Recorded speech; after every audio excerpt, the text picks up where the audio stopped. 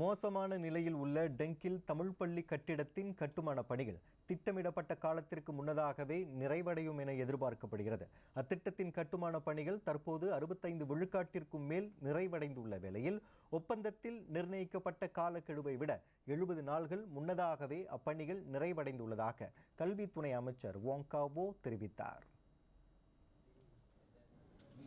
1,33,00,000 மதிப்பிலான 12வது மலேசிய திட்டத்தின் கீழ் செயல்படுத்தப்படும் இந்த கட்டுமான பணிகள் நிர்வாகத்திற்கான ஒரு கட்டிடம், 8 வகுப்பறைகள் கொண்ட கல்வி கட்டிடம் மற்றும் ஒரு புதிய பாலர் பள்ளி கட்டிடம் ஆகியவற்றை உள்ளடக்கியுள்ளதாக வோங் காவோ விவரித்தார். Kita berharap walaupun tarikh siap asal kita tetapkan pada 12 Oktober tahun ini, tetapi kita berharap dengan prestasi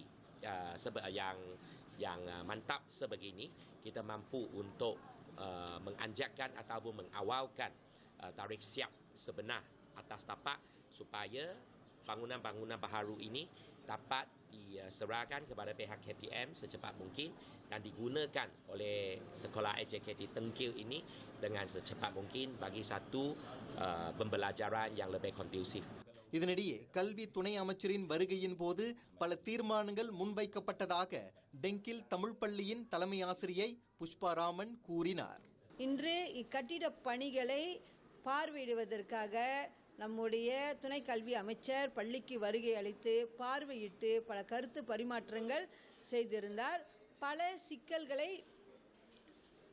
தீர்ப்பதற்கும் வழிமுறைகளையும் அதனுடைய தீர்வுக்கான முறைகளையும் இன்று பேசி பல தீர்மானங்கள் எடுக்கப்பட்டன.